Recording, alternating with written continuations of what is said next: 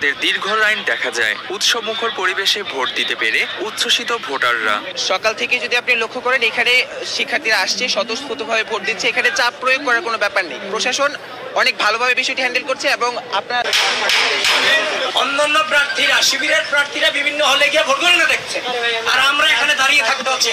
এটা কোনো কথা? এটা কিভাবে নিরপেক্ষ নির্বাচন? শিবিরের বিভিন্ন প্রার্থীগুলো বিভিন্ন জায়গায় বিভিন্ন হচ্ছে যে আপনার আবিদ ভাইকে বলেন আমার মতো প্রমাণ দিতে।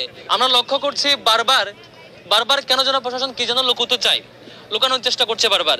সকালবেলা দেখেছি সকাল 8টা থেকে 10:30 পর্যন্ত ইউল্যাব যে সেন্টার, সেই ভোটিং সেন্টারে কোনো ধরনের সাংবাদিককে ঢুকতে দেওয়া হয় নাই এবং কোনো ধরনের অবজারভারকে ঢুকতে দেওয়া হয় নাই। 10:30 নাগাদ যখন আমি সেখানে যাই, তখন দেখি এতক্ষণ পর্যন্ত কেউ ঢুকতে পারে না, সবাই বাইরে দাঁড়িয়ে আছে।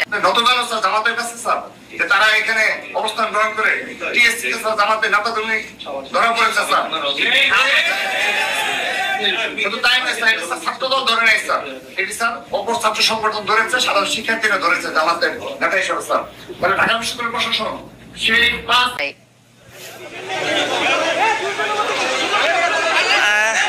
এই মুহূর্তে আসলে এখানে আমরা 5 থেকে 10 মিনিট আগে যেটি হয়েছে, এখানে 2 জন দাঁড়িয়েছিল। তাদের কাছে